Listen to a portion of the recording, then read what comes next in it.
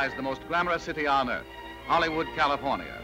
A city where men and women skyrocket to fame or plunge to oblivion. What happens amid the glamour of such famous gathering places as the Ambassador Pool, the Trocadero on the Gold Coast of the film city, at the Brown Derby where famous stars meet, or in the gay setting of Santa Anita Park? It's all a part of fantastic Hollywood. Hollywood at playtime. Here behind the walls of Selznick International Studio, we see Hollywood at work. A new Janet Gaynor is in the making. A Janet Gaynor never before seen on the screen. Co-starring is Fredric March, more likable, more swashbuckling than ever before. And now we take you behind the scenes. Director William A. Wellman is guiding Janet Gaynor and Fredric March as they will appear in the David O. Selznick Technicolor production, A Star Is Born. All right, Freddie, you know you've been after the girl unsuccessfully. So this time must be very tender, very earnest, and very sincere, and rather quiet. You all ready, Duke? Ready, Mr. All right, roll 'em. So are you lovely. And the whole world's lovely. But don't come to see A Star Is Born expecting to find a Cinderella story or a glorification of motion pictures. Instead, you will be shocked by the price that must be paid in heartbreak and tears for every moment of triumph in Hollywood. What I'm here to find out is, do I get 'em or do I get 'em? Unforgettable scenes of drama, intimate secrets in the lives of the great, bold revelations of how screen careers are ruined, come to light in Selznick International's Technicolor production, A Star Is Born. The rich human interest story of Hollywood is filled with happiness and despair, joy and tragedy, a crazy quilt of madness, sanity, laughter and tears, the desperate struggle to reach the top and the battle to remain there. Selznick International brings you Janet Gaynor and Fredric March, with a notable supporting cast including Adolphe Manjou in the role of a producer. You're not in jail, are you? May Robeson. Hello, can you hear me? Andy Devine as an assistant director. Quiet! Quiet! Lionel Stander as a headline-grabbing press agent. And Edgar Kennedy. Oh. They come to you in Hollywood's first true story, rising from the heartaches and laughter of a million men and women. Janet Gaynor and Fredric March in A Star Is Born give you a Hollywood the world does not know. They answer for the first time a strange question. What is the cold fear clutching at the hearts of the famous?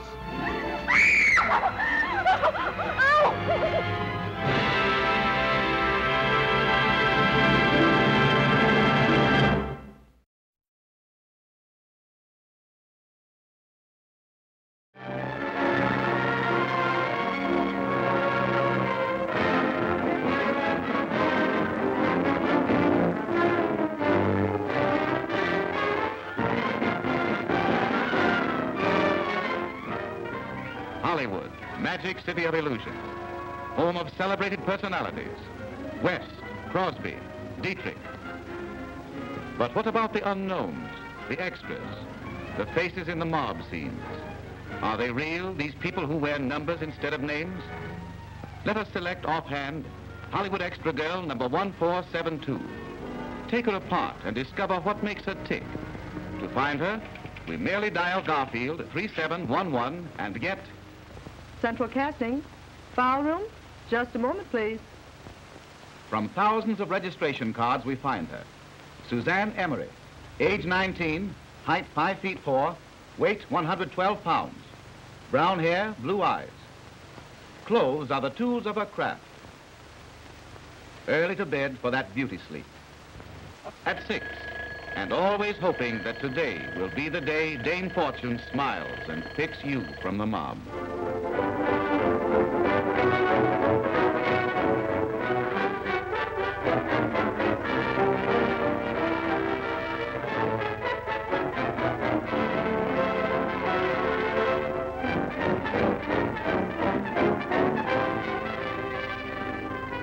What powerful urge keeps Hollywood's hopefuls everlastingly at it? Genevieve, why are you here? Everybody back in Birmingham knows I'm out here. They expect me to quit. I'm not going back there and be the laughing stock. How about you, Grace? That's what I said 14 years ago. Now I'm satisfied with a job. I've got 3 children to support. Goldie, what dreams, what ideals keep you here? I hung around New York so long I got to be a landmark. People used to point me out like the Statue of Liberty. I'm going to grab off some old guy with lots of dough. Suzanne, what about you? Someday, somehow, I'm going to be, well, maybe not a star, but a real actress. Pride, necessity, adventure, ambition. From the ends of the earth they come, waiting for the magic call. Snap into it, girls. You're 5 minutes late now. The magic call that may mean the lucky break. However, the chances are 1,000,000 to 1 against these girls becoming stars. Speaking roles in big pictures, such as The Crusades, require experienced stage artists. Players such as William Farnham, Hobart Bosworth, Montague Love, George Barbier, C. Henry Gordon, Alan Hale, Joseph Schildkraut, C. Aubrey Smith, Ian Keith, Henry Wilcoxon, Catherine DeMille, Loretta Young. Loretta Young and Catherine DeMille are the exceptions that prove the rule, having reached stardom without stage experience. An inexperienced girl like Suzanne has but one chance in 1,000,000. Let's give her that chance. Let's pick her out of the mob and see what happens. Mr. DeMille, all ready to go.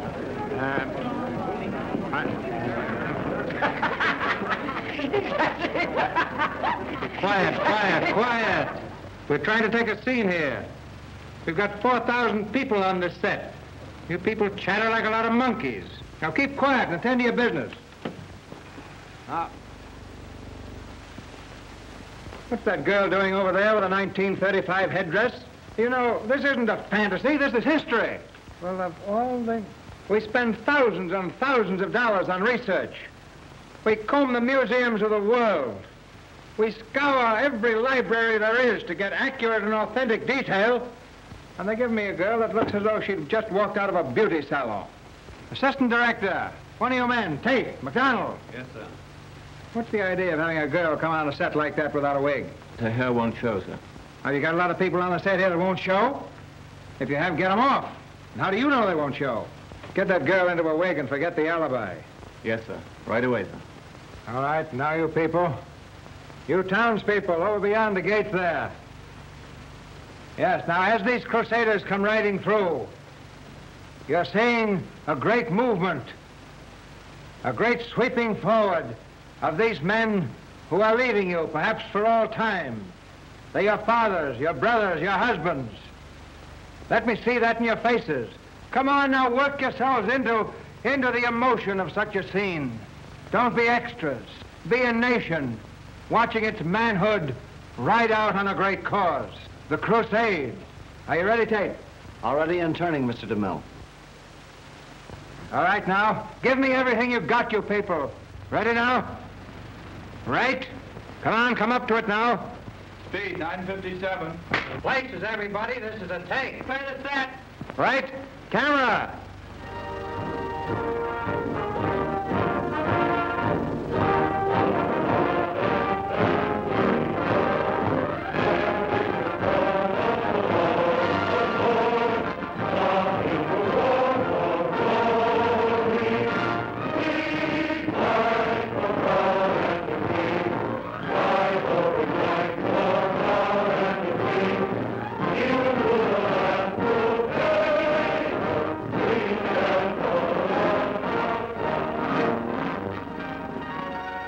Cut.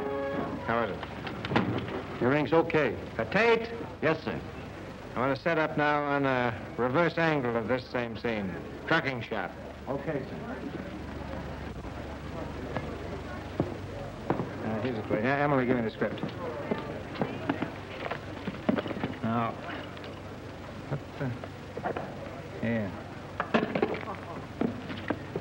Yeah. Oh. You're the girl with the wig. Yeah. Haven't been in pictures very long, have you? It seems long, Mr. DeMille. Almost a year. Oh. What's the number of that next scene? B42. Uh-huh. What's your name? Suzanne Emery. Expect to see it in electric lights, I suppose. I did once. Discouraged? Sometimes. But maybe I'll get a break someday. Maybe you will. Well, boy, get me a chair. I can't sit up all day. My heels get tired. You know, I have a daughter in pictures, too. Yes, Catherine DeMille. She's lovely. Yes. Sweet girl, isn't she? I know what a girl goes through. As a father, I have the opportunity to judge at home. I know the heartbreaks and the worry and the mad yearning to succeed. As a director, I should tell you that you haven't got one chance in 10,000. But as a father, I tell you to stick to your guns, to win, to be true to your ideals. But when your chance comes, if it comes, be sure you're ready for it. That means work. That means there's a lot to learn. The whole technique of the screen is a very, very difficult art to acquire. It isn't just coming on and looking beautiful and being a tomato-mouth blonde. It's learning a great art and how to express that fire within. You see that you're ready when your chance comes. It might. What do we do tomorrow? The Pilgrims entering the Holy City. Oh, that's a great scene. That's a scene that calls for truth. Successful entry of the crusade into the Holy City. I need some faces there that show souls through their eyes,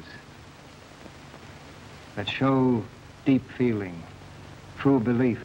Your eyes seem true. I believe I could use that smile of yours. What's your name? Suzanne Emery. I might be able to put you in that... Anyway, make a note of this girl for me tomorrow. All right, sir. Might even use it for a close-up.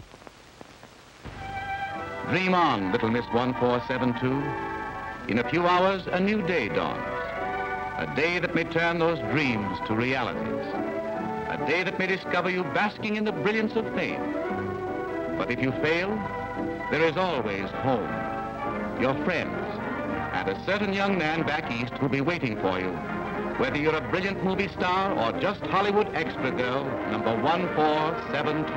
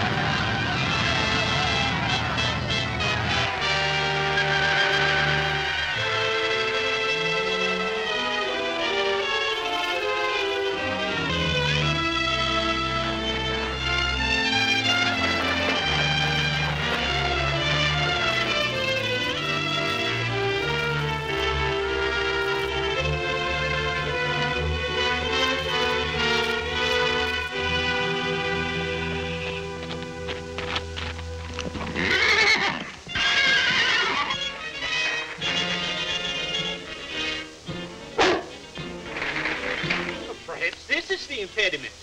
God dang it, Tupper. I just fixed that.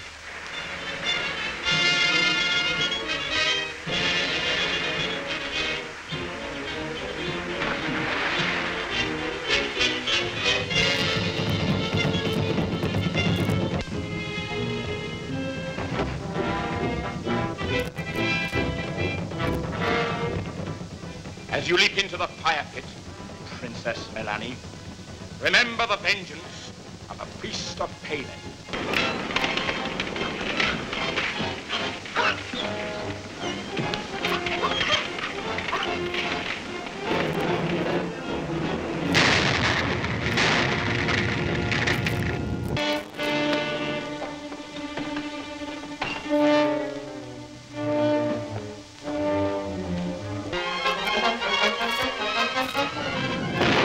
Wilson, Alice! Roll up. Don't move.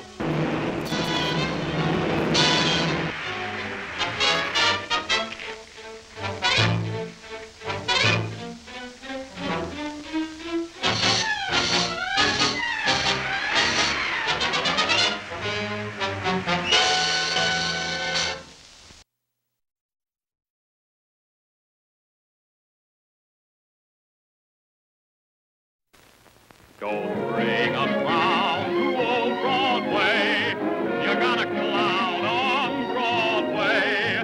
Your troubles never... Wait, hold that song. Ah, that was a grand song. Broadway melody, you remember it. But now we're ready with the new and greater Broadway melody. So new, in fact, that it's a year ahead. So off with the old, on with the new. You have it, Frances Langford. Take it away. You are my lucky star. I saw you from afar. Hey, Lucky Star, they're at idol of the airways, that riotous rage of radio, Jack Benny.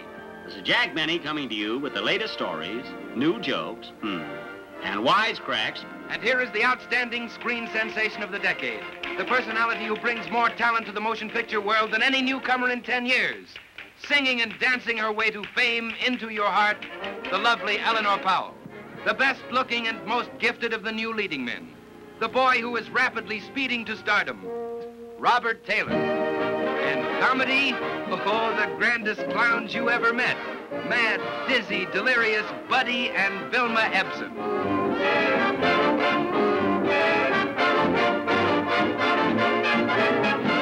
June Knight, more beautiful than ever. She dances divinely with Nick Long, Jr.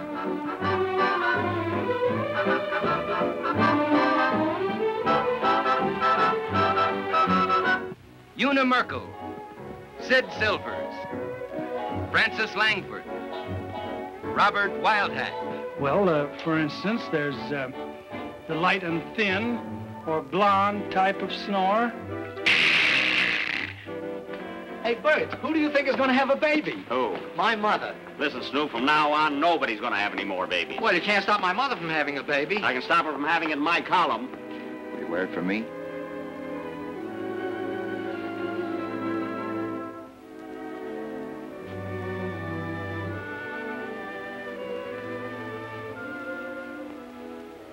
Don't worry. The minute I hear people calling you a rat, I'll raise your salary. All right, I'll be so big a rat you can put a saddle on me.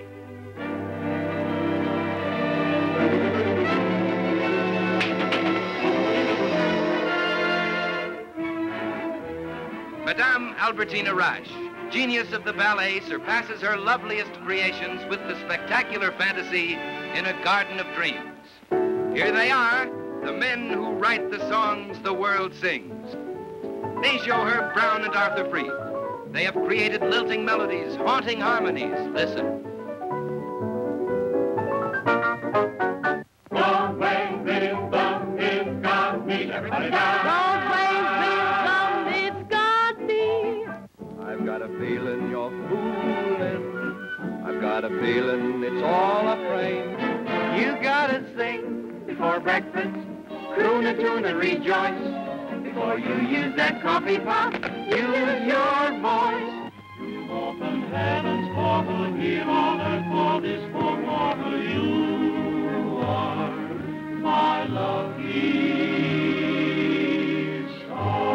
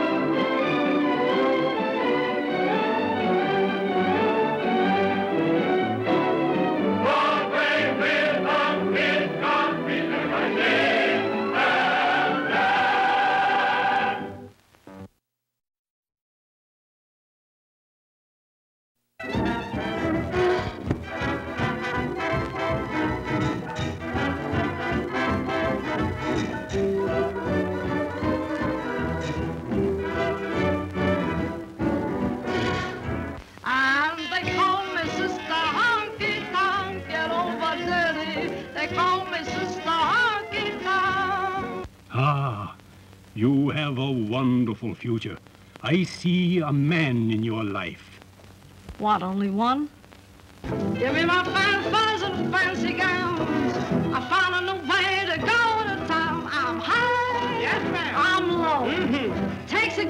so break me. Sure does. No man can shake I know me until I let him go. Yeah. Hold along, though. Come on. Hold along, though. I like sophisticated men to take me out. Well, I'm not really sophisticated. Well, you're not really out yet either.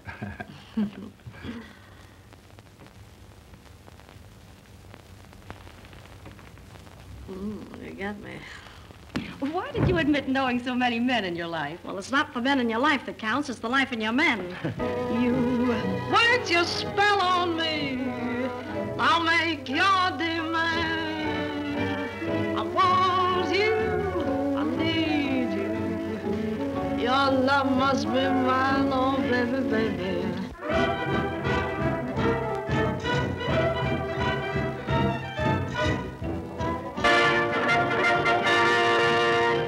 You better come up and see me.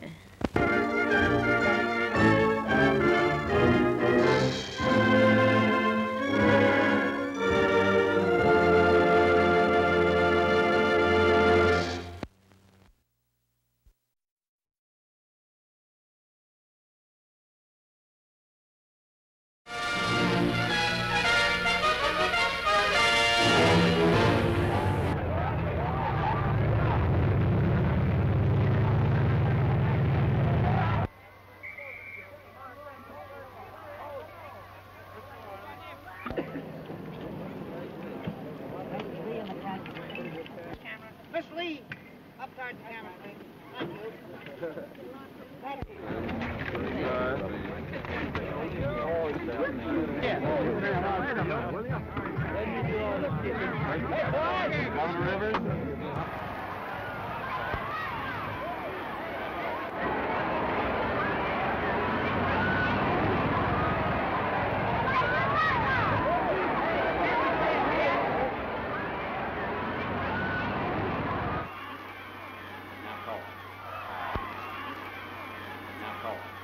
Ladies and gentlemen, I've spent quite a good deal of my time on Peachtree Street this year, and now that I'm here, it feels, well, just as if I were coming home. And the warmth and kindness of your wonderful welcome has made it the happiest homecoming I could possibly imagine. I greet you, and I want to thank you with all my heart.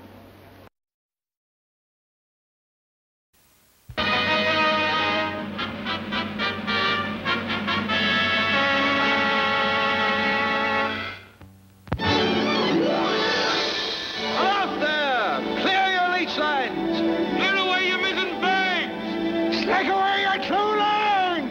Out with all sail!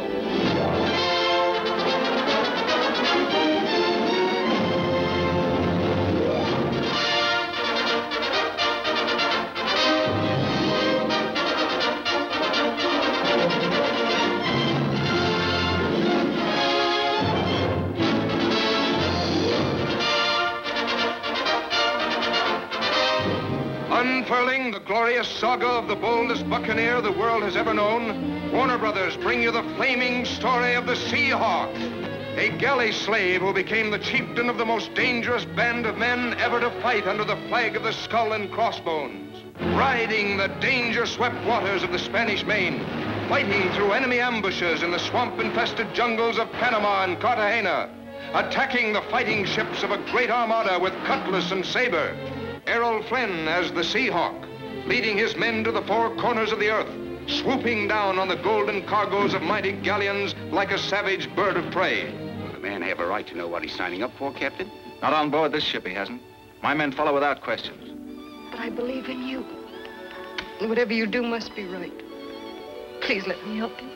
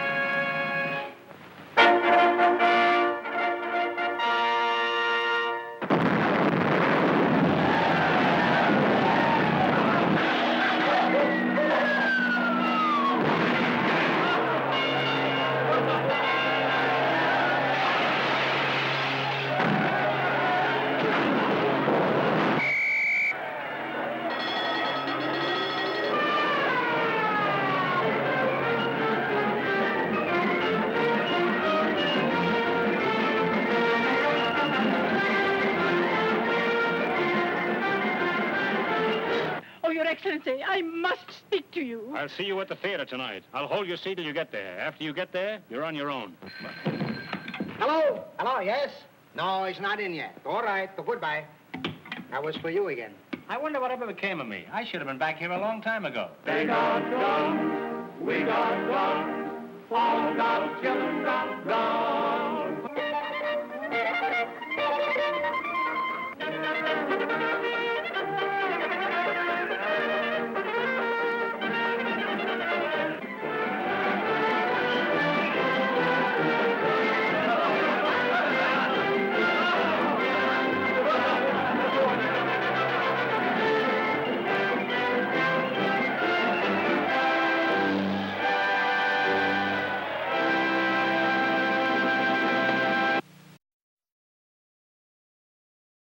Now, if you're ready, I'll give you the opportunity of observing the scene through this. Now, ready? Give me quiet, please. Quiet, please. All right, Lindy, this is sound. Ready? Action. Camera.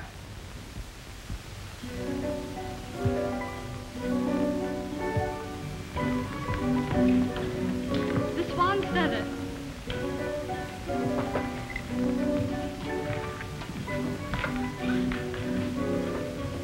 Careful, Iris. I'm trying to keep my hand from shaking. But, Majesty, I'm so excited. Majesty! Majesty! Throw your robes to the entrance of the world. Up the stairs. For the Queen.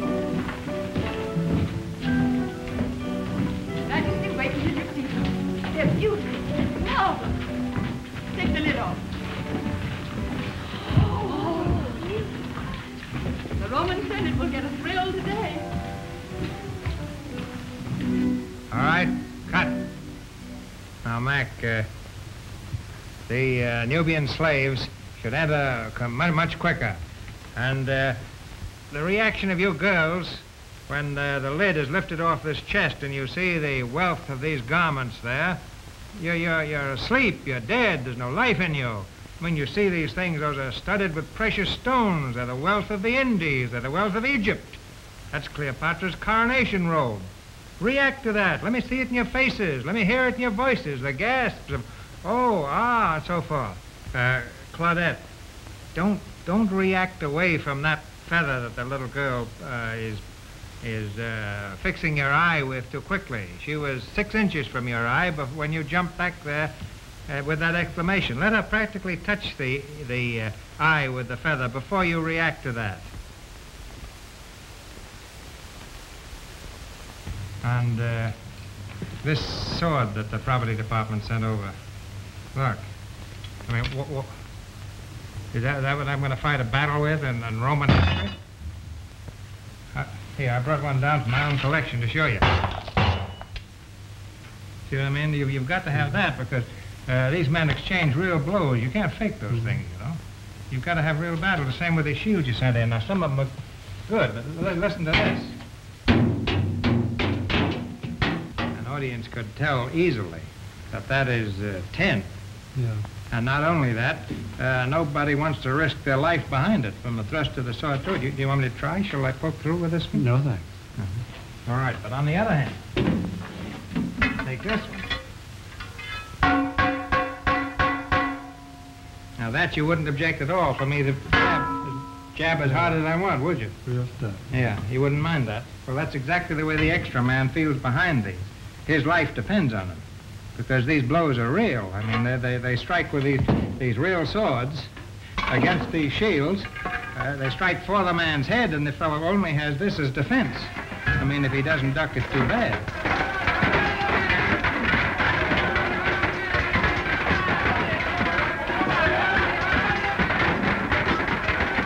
That's the way we stage these big battle scenes. So, make them real.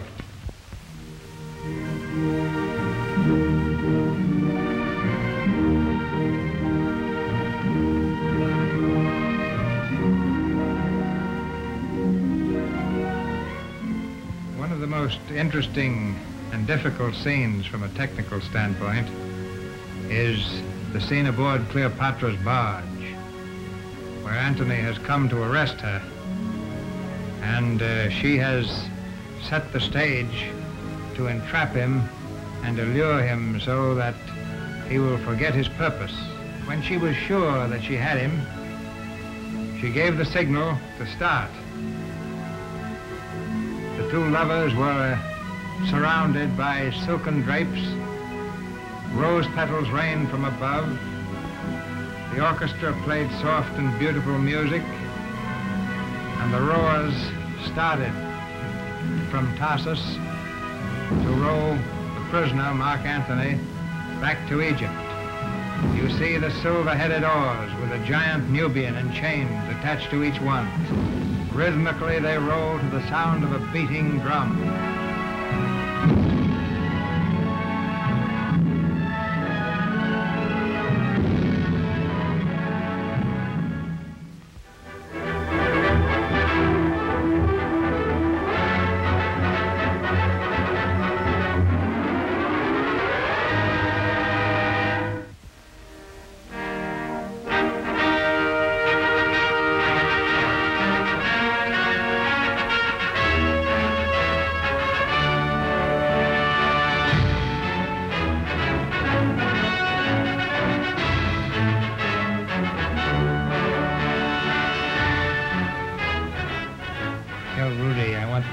The sound of the native instruments uppermost.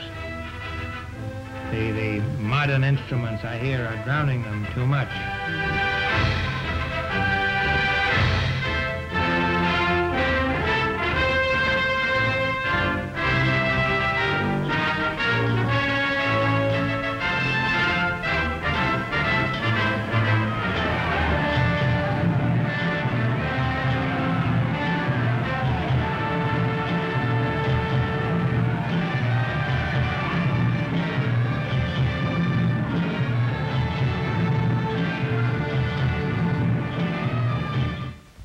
Ladies and gentlemen, I'm sorry we haven't time to show you more of the detail of the making of a picture such as Cleopatra. It's an endless task. We work perhaps 18 hours a day. The making of a picture of such large dimensions as Cleopatra is not the work of any one man. The director only guides the many geniuses that are under him. And I hope in Cleopatra you think that the work of these many minds that have given up so much time and energy to bringing back this wonderful story, this astonishing love story of 2,000 years ago, meets with your approval.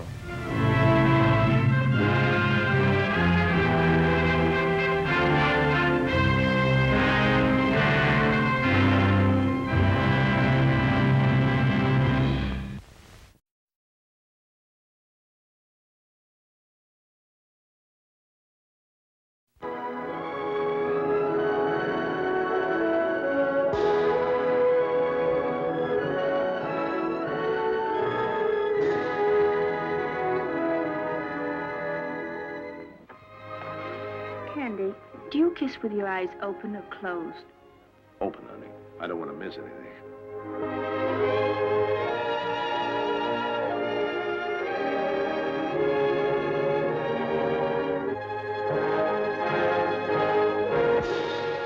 Here, let's have a look at you. That's some outfit. You'll knock the governor in the cocked hat with that tonight. The governor? Why, Candy, this isn't my dress. You don't mean to say you're going to cover all that up? 3 strikes and you're out, Candyman. This time, try lighting one on the seat of your pants, sucker style.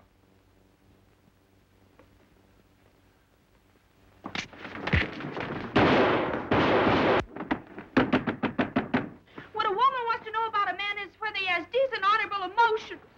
I've got decent, honorable emotions. Stop scratching on that door. You can't come in.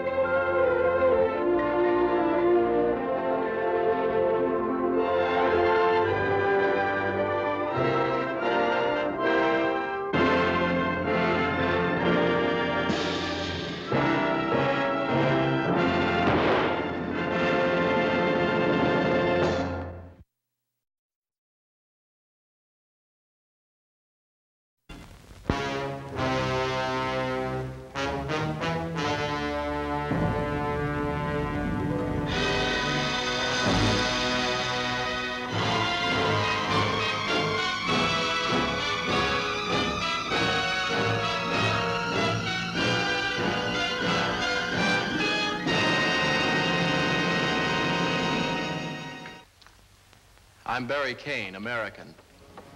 Right now, I'm a fugitive. A couple of days ago, I was an aircraft worker. Then something happened. Something that could only happen in times like these.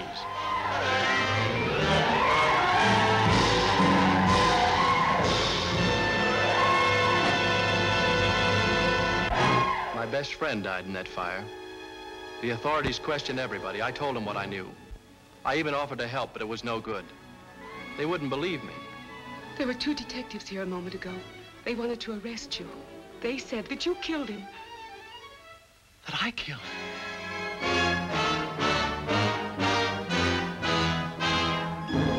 You don't know what it is to be hunted like an animal. To dread every door you open. To fear everybody. Even the one girl you could love. Even if a man committed murder to defend himself, maybe I wouldn't tell the police. But there's only one reason why a man commits sabotage, and that's worse than murder. We fled through 3,000 miles of terror from Los Angeles to New York. Step by step, the whole vast pattern of sabotage became clear to us.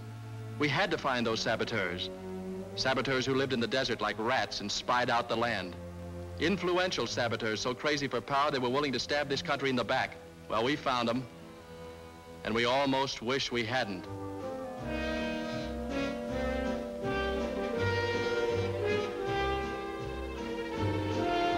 Barry, before they get to us, go out and stop the music and tell them all. Honey, this is the Sutton Mansion. I'm just a guy from Glendale, California, wanted by the police. They'll grab me as soon as I open my mouth. But what are you gonna do? We can't just stand here.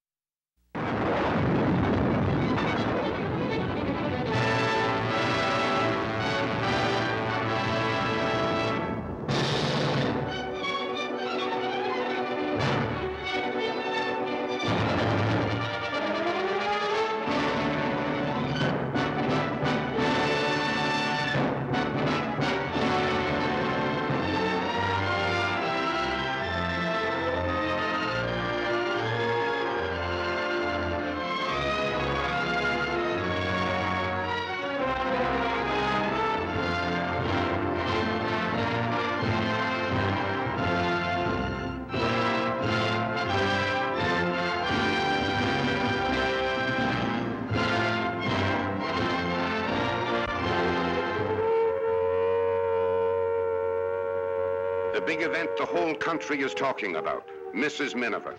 A timely drama, tuned to the terrific tempo of the world of today. Mrs. Miniver, the story of a valiant woman whose love and devotion shield her family from the cruelest onslaught of devastation ever visited upon mankind.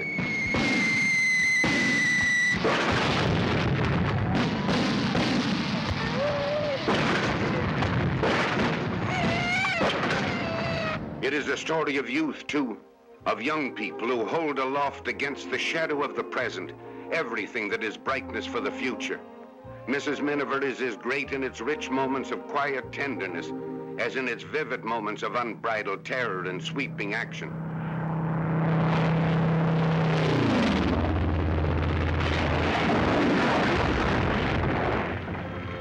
You will not soon forget the gallantry of this family of brave and decent people whose courage is the flaming spirit of a family of brave and decent nations.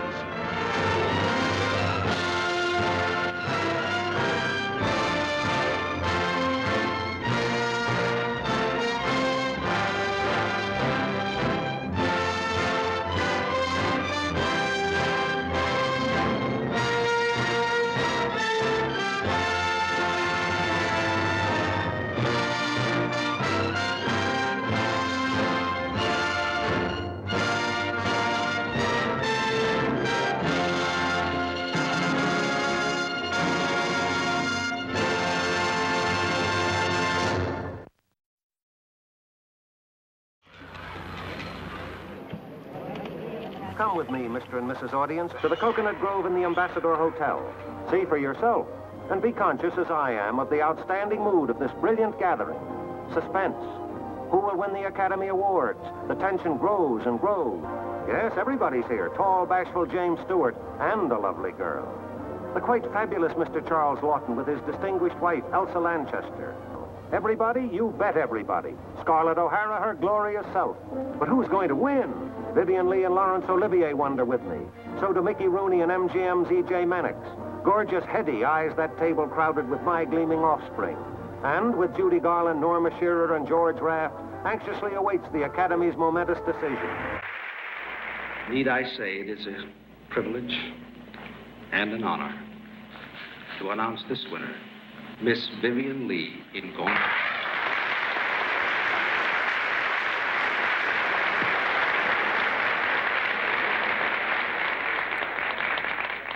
Ladies and gentlemen, please forgive me if my words are inadequate in thanking you for your very great kindness. If I were to mention all those who have shown me such wonderful generosity through Gone with the Wind, I should have to entertain you with an oration as long as Gone with the Wind itself. So, if I may, I should like to devote my thanks on this occasion to that composite figure of energy, courage, and very great kindness, in whom all points of Gone with the Wind meet, Mr. David Selznick.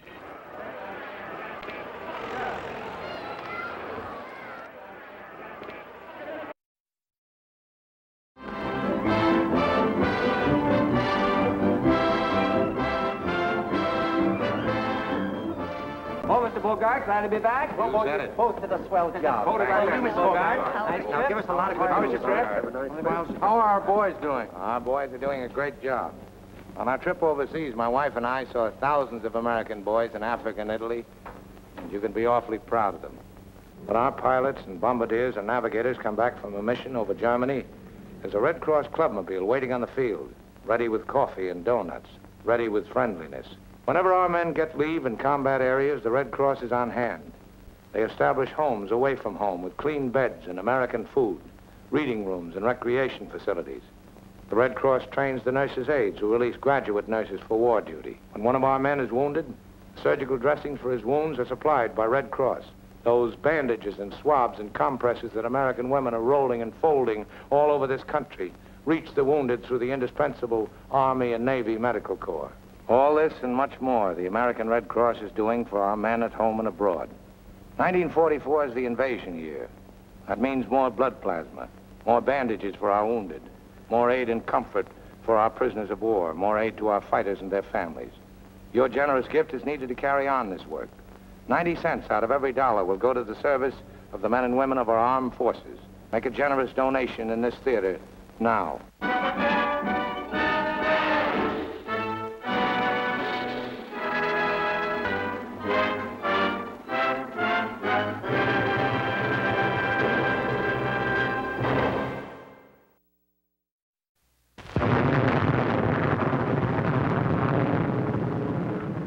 In 1937, the world discovered Thorne Smith's Topper and his vanishing girlfriend. Roared at them as ectoplasm did the darndest things. 2 years later, the screen rocked anew as Topper and his glamorous ghost played hide and seek in Topper Takes a Trip. And now, Topper's back with a new playmate in the gayest of all their adventures. Get your cold feet off my back. You don't need all the covers, do you?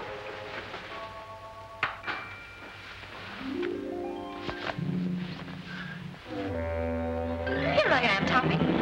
Remember me, the girl that sat on your lap? Oh, yes, but this is hardly the place. My wife.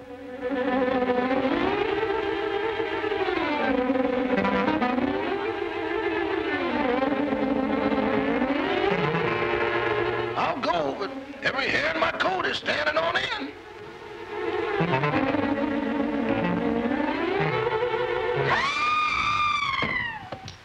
Now cut out the stalling. Who killed Gail Richards? Pick him out. In the first place, the girl they wanted to kill was Miss Carrington. Well, never mind who they wanted to kill. Who done it? I hate to go up those stairs. Would you mind coming up with me? Upstairs? With you? Hmm? Now? Yes. come back in the morning. Police! I will not be quiet. I'm so nervous I could scream. In fact, I think I will. Oh, that's fun, isn't it? Come on, let's do it together. Edward. Yes, ma'am. What in the world is wrong with you? It ain't me, it's them things. Things? Doors closing by themselves. People talking to nothing and getting answers. I'm going back. Back where? To Mr. Benny. Ain't nothing like this ever happened there.